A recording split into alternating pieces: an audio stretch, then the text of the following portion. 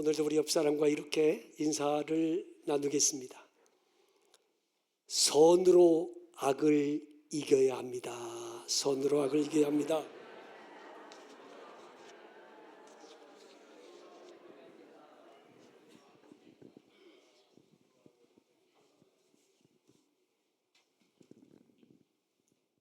스티븐 맥도널드라고 하는 미국의 경찰관이 있었는데요. 뉴욕 센트럴 파크에서 10대 강도가 쏜 총에 허리를 맞아서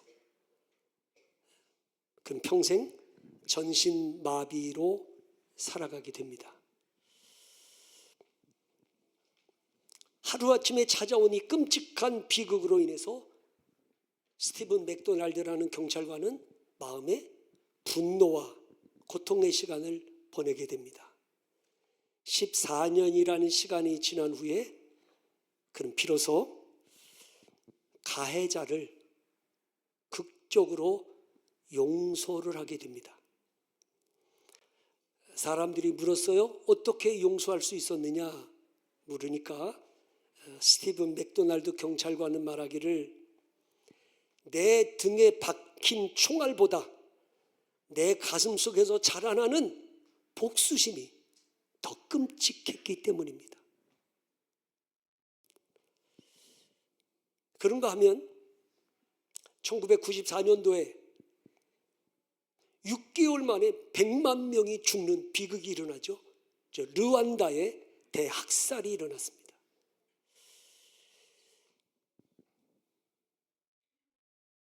이 2차 대전 때 유대인들이 600만 명이 죽지 않았습니까? 4년 동안에 죽습니다. 4년 동안에 가스실로 끌려가서 600만 명이 죽습니다마는 6개월 동안에 100만 명이 죽은 것은 정말 있을 수 없는 일이죠. 이때 이 르완다의 대학살이 일어나 100만 명이 죽어갈 때 부모님이 죽고 3명의 형제들이 죽고 누나도 죽고 가족이 다 죽었어요. 세계적인 뮤지션 장폴 샴푸트라고 하는 사람은 그때 부모도 잃고 형제도 잃고 다 잃었어요. 그 고통을 이길 수가 없으니까 날마다 술을 마시고 마약을 하고 그네 날마다 감옥에 드나드는 삶을 살아요. 그러다가 그가 깨달았어요. 늘 끌어안고 있는 이 두려움과 분노가 나를 죽이는 진짜 암덩어리라는 걸 깨달았습니다.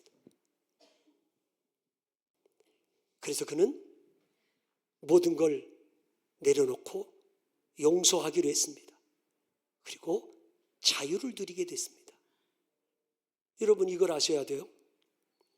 미움과 분노가 나를 죽이는 진짜 암덩어리예요. 살다 보면 억울한 일도 있고 분한 일도 있고 속상한 일도 있어요. 불공평한 일을 겪을 때도 있어요. 그때 무엇을 선택하느냐가 내 미래를 좌우하는 거예요. 미움과 복수를 선택할 것이냐, 용서와 긍휼을 선택할 것이냐, 악으로 악을 갚을 것이냐, 선으로 악을 이길 것이냐, 이것이 우리의 미래를 결정하는 것이죠. 성경이 우리에게 보여주는 분명한 사실은 미움과 복수를 택하고 악을 악으로 갚는 사람의 인생은 불행으로 마쳤습니다. 여러분이 잘 아는 다윗의 셋째 아들이 압살롬입니다. 압살롬. 이 압살롬은요, 다윗 왕도 백성들도 명실공히 차세대 후계자로 점 찍었던 인물이죠. 그래서 압살롬은 가만히만 있어도 다윗 왕의 후계자가 될 만한 제목이죠. 성경에 나와 있는 것처럼 잘생겼어요. 리더십이 있어요. 친화력이 있어요. 뭐 하나 나무랄 게 없어요. 그런 압살롬인데 이 압살롬이 다윗 왕에 이어서 왕위를 물려받지 못하고 길에서 객사하고 맙니다. 차세대 후계자인데 왕위에 오를 사람인데 그는 길가에 죽어서 비참하게 비운의 주인공이 되고 말아요. 이유가 뭐냐? 악을 악으로 갚으려고 했기 때문이죠. 미움과 복수심을 키웠기 때문이죠. 자, 이 압살롬에게는 다말이라는 누이가 있었어요. 근데 이 누이를 이복형인 암논이라는 이복형이 자기 누이를 겁탈하고 그리고 버린 거예요. 이것 때문에 압살롬의 마음에 이 암논에 대한 복수심과 미움이 2년 동안을 기다립니다. 2년 동안을 그 복수심을 감추고 있다가 2년 만에 암논을 죽입니다. 그리고 복수를 합니다. 그것뿐입니까? 그게 아니고 이제는 아버지 다윗에 대한 막 불만이 가득한 겁니다. 아니, 내 누이 다말을 겁탈하고 그렇게 못된 짓을 했으면 암논을 징계해야지. 아버지는 그냥 가만히 있는 거야? 이럴 수 있는 거 아버지가? 아버지 다윗에 대한 불만이 막 생깁니다. 그러다가 반란을 일으키고 아버지를 쫓아내고 자기가 왕권을 얻으려고 합니다. 그러다가 결국 머리카락이 나뭇가지에 걸려서 말 타고 가다가 머리카락이 나뭇가지에 걸려서 요압의 손에 죽고 길가에 시체가 나뒹굴어지는 객사를 하고 맙니다. 자, 차세대 왕권을 쥐어야 될 인물인데 왜 그는 길에서 이렇게 객사하고 비운의 주인공이 돼요? 악을 악으로 갚으려고 했기 때문이죠. 이게 불행이에요. 여러분, 인간적으로는 나에게 아픔을 주고 고통을 준 사람 나도 응징을 해야지, 그러면 시원할 것 같지만 그게 아니에요.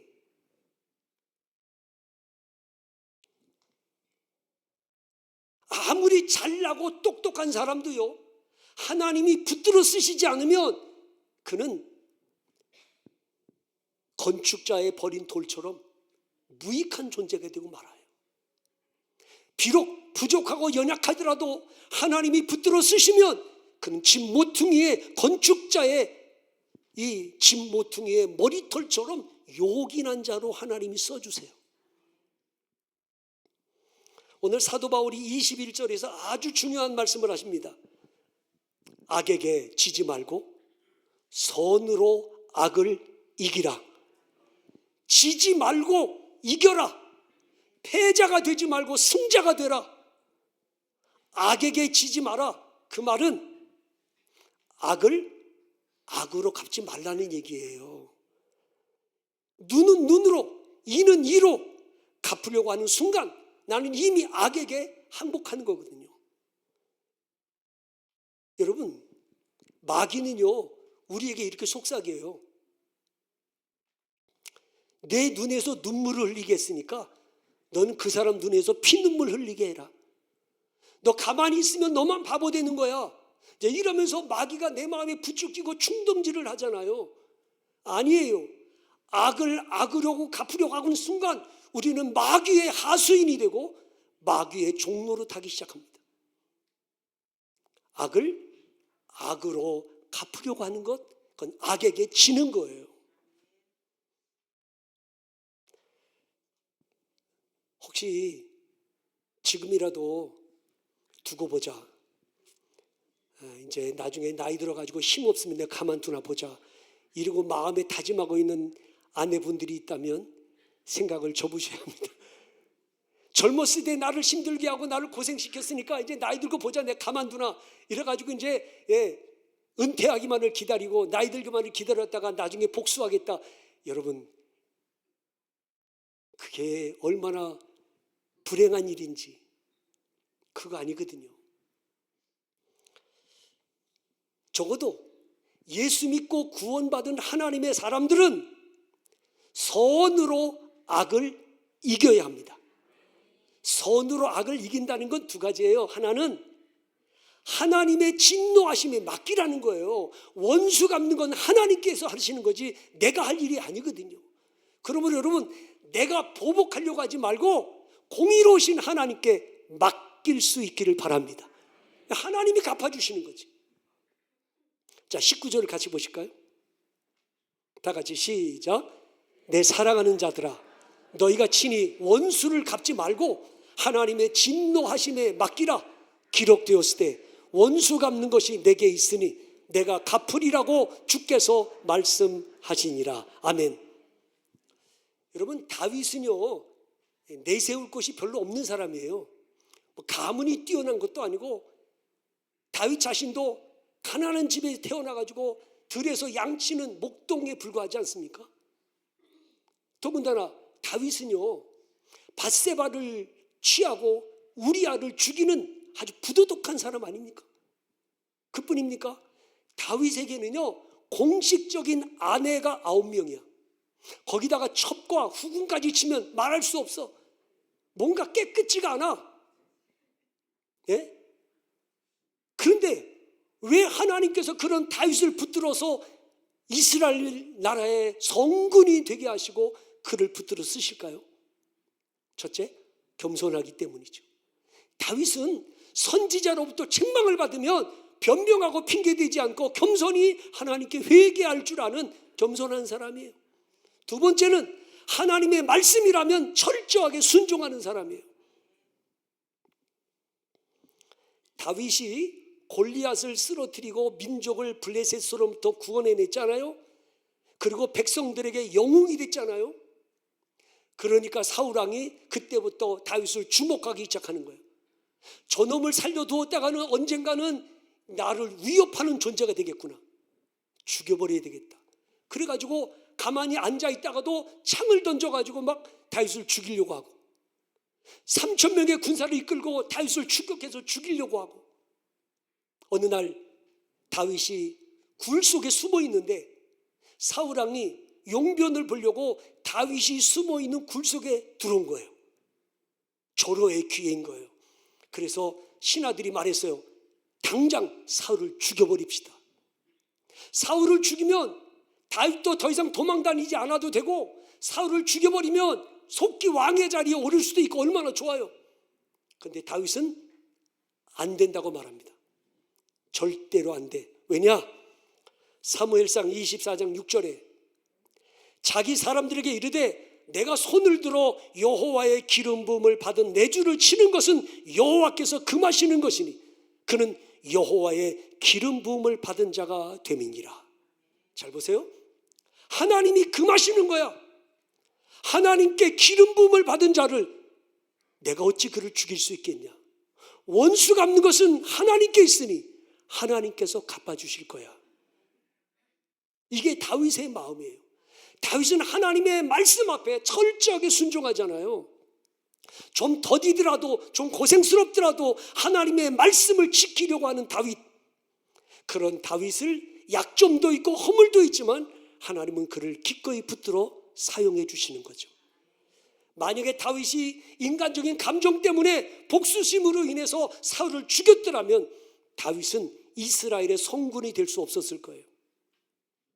사랑하는 여러분, 때로 속상하고 분하고 억울한 일을 당할지라도 내가 갚겠다고 생각지 마시고 공의로우신 하나님께 맡기고, 원수 갚는 것은 하나님이 하실 일이니 하나님께 맡기고 그리스도 안에서 자유함을 누릴 수 있기를 바랍니다. 선으로 악을 이긴다는 것은 내게 손해를 입히고 상처를 준 사람에게 긍휼을 베푸는 거죠. 긍휼을 베푸는 거죠. 여러분 20절을 보실까요? 다 같이 시작. 내 원수가 줄이거든 먹이고 목마르거든 마시게 하라. 그리함으로 네가 숯불을 그 머리에 쌓아 놓으리라. 아멘. 여러분 예수님을 생각해 보세요.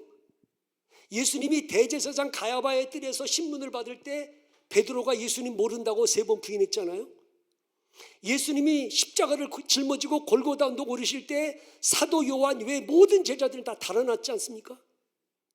이런 반역자들, 배신자들, 비겁한 그런 제자들, 예수님이 너희들은 내 제자도 아니다 이놈들아, 그리고 단절을 하고 그들과 관계를 끊어버리셨나요? 예수님은 십자가에 죽으시고 부활하신 다음에 자기를 부인한 베드로를 찾아가셔서 내 양을 치라. 유대인들이 두려워서 문을 잠궈버리고 자기들끼리 모여있을 때 예수님이 그들에게 나타나셔서 너희에게 평강이 있을지어다 말씀하시면서 그 제자들을 또다시 사명을 맡기시고 용기를 주시고 그들을 다시 사랑으로 감싸는 그 주님의 사랑에 감복한 제자들, 오순절날 마가의 다락방에서 기도하다가 성령 받고 그리스도를 위해 목숨 바치는 순교자가 됩니다.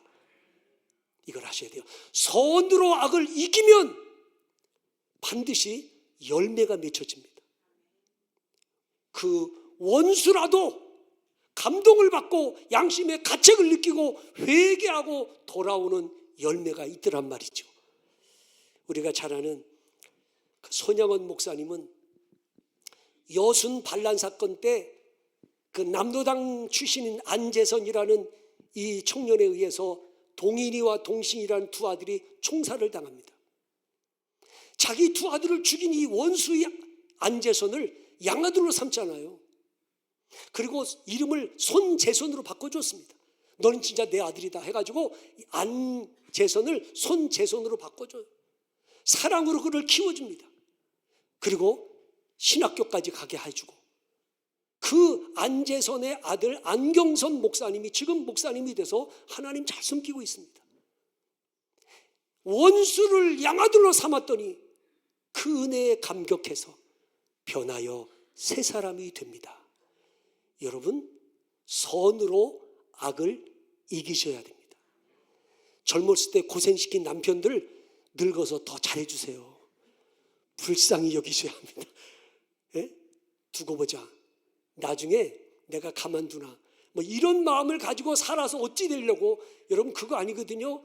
예, 비록 젊어서 나를 고생시키고 속을 썩이고 참 힘들게 하고 그랬을지라도 그리스도의 사랑으로 잘 해주면 그 사람이 감동받고 변화되고 새로워지고 회개하는 역사가 일어나게 된다니까요. 예? 성경에서 선으로 악을 이긴 대표적인 사람 한 사람을 들려면 요셉입니다. 요셉은 꿈꾸는 사람이잖아요. 꿈을 꾸고 난 다음에 부모님에게 얘기하고 형제들에게 얘기하고, 그런데 부모님은 요셉의 꿈을 가슴에 담아두었는데 형제들은 요셉의 꿈 이야기를 듣고 빈정이 상한 거야. 에? 우리가 너에게 절을 한단 말이야. 그래가지고 그때부터 형제들이 요셉을 시기하고 요셉을 미디안의 상인에게 팔아 넘기잖아요. 미디안의 상인이 요셉을 애굽의 친위대장 보디발의 집에 노예로 팔아버립니다. 보디발의 집에 가서 노예 생활하는데 보디발의 아내가 요셉을 유혹하니까 요셉이 유혹을 뿌리쳤더니 이게 누명을 씌워가지고 또 감옥에 보내. 감옥에 가서 2년 동안 옥살이를 하는 동안에 바로왕의 술관원 떡관원과 친하게 지냈는데 이 술관원이 석방돼가지고 바로왕 곁에 머무르고 있었는데 어느 날 바로왕이 꿈을 꾸었는데 꿈을 아무도 해석을 못하니까 술관원이 요셉을 생각해내고 요셉을 추천했죠. 요셉이 바로왕 앞에 와서 꿈을 해석합니다. 당신이 꾼 꿈은 앞으로 7년 동안 풍년이 될 것이고 7년이 지나면 흉년이 될 것입니다. 그러니 7년 풍년이 드는 동안에 곡식을 비치게 두면 애굽의 경제가 살아나게 될 겁니다. 이 말을 들은 바로왕이 너 같은 사람이 이 나라를 다스리는 국무총리가 되어야 된다. 죄수의 신분에서 졸지에 애굽의 국무총리 자리에 올랐습니다. 문제는 요셉이 이제 절호의 기회가 왔다. 내가 보디발의 아내 불러다가 내가 복수할 거야. 나를 팔아버린 형제들 다 불러다가 복수할 거야. 이렇게 생각지 않았습니다. 요셉은 하나님이 나에게 이렇게 높은 자리에 오르게 하신 것은 복수하라고 높은 자리에 올려주신 게 아니고 내 민족 이스라엘 백성들을 구원하시려고 하나님이 나를 이 높은 자리에 올려주셨구나. 그래서 요셉이 형제들에게 이렇게 말하죠. 당신들은 나를 해하려 하였으나 하나님은 그것을 선으로 바꾸사 오늘과 같이 많은 백성의 생명을 구원하게 하시려 하셨나니 당신들은 두려워하지 마소서. 내가 당신들과 당신들의 자녀들을 기르리이다. 이게 선으로 악을 이기는 사람의 모습 아닌가요? 내가 이제 권력도 생겼다, 힘도 있겠다, 복수하겠다고 한 게 아니고 그 권력이 있을 때, 힘이 있을 때 도리어 그들을 용서하고 긍휼히 여기는 거죠. 고대 이집트에서는요, 죄인들을 머리에다가 재나 숯불을 이고 다니게 했습니다. 왜 그렇게 했냐? 이 숯불을 머리에다 이고 다니면 얼굴이 뜨뜻하잖아요. 얼굴이 뜨거워져요. 얼굴이 빨갛게 타오르잖아요. 그 부끄러움과 수치를 느끼게 하는 거예요. 오늘 우리가 선으로 악을 이기면 부끄러움을 느끼고 수치를 느끼고 양심의 가책을 받고 변하여 새 사람이 되는 열매가 나타나게 된다는 거죠. 잠언서 25장 21절 22절에 이런 말씀이 있어요. 내 원수가 배고파 하거든 음식을 먹이고 목말라 하거든 물을 마시게 하라. 그리하는 것은 핀 숯을 그의 머리에 놓는 것과 일반이요 여호와께서 내게 갚아 주시리라. 선으로 악을 이기면 하나님이 내게 갚아주시겠대요. 복을 주시겠대요. 선으로 악을 이기는 건 손해보는 일이 아니에요. 그건 수지 맞는 일이에요. 하나님이 갚아주시겠다. 자, 여러분, 압살롬이 반란을 일으켜가지고 다윗이 맨발로 도망가잖아요. 울면서 도망가는 다윗에게 돌을 던지면서 저주하던 사람이 있었어요. 누구? 시므이. 시므이라는 사람이 다윗에게 돌을 던지며 저주합니다. 이 까닭없는 저주를 받고 있을 때 다윗의 신하 아비새가 이렇게 말했어요. 이 죽은 개 같은 자가 어찌 내 주 왕을 저주하리이까? 내가 건너가서 그의 머리를 베게 하소서. 이때 다윗이 유명한 말을 남겼습니다. 내 몸에서 난 아들도 내 생명을 해하려 하거든 하물며 이 베냐민 사람이랴. 여호와께서 그에게 명령하신 것이니 그가 저주하게 버려두라. 혹시 여호와께서 나의 원통함을 감찰하시니 오늘 그 저주 때문에 여호와께서 선으로 내게 갚아 주시리라. 만약에 다윗이 저놈을 당장 죽여버려라 그리고 복수를 했더라면, 그러나 다윗은 복수 대신 긍휼을 베풉니다. 그랬더니 하나님이 압살롬의 반란을 진압해 주시고 다윗을 다시 왕권에 회복시켜 주시지 않습니까? 여호와께서 갚아 주시리라. 오늘 여러분, 악을 악으로 갚지 마시고 선으로 악을 이기시기를 바랍니다. 혹시 여러분에게 상처를 줬어요? 아픔을 줬어요? 엄청난 손해를 입혔어요? 원수 같은 사람일지라도 하나님께 맡기고 하나님이 신원하여 주실 걸 믿고 도리어 그 사람을 긍휼히 여기며 기도해 주는 사람이 될 때 하나님이 내 믿음의 그릇을 보시고 나에게 풍성한 은혜와 복을 부어 주실 줄 믿습니다. 기도하겠습니다.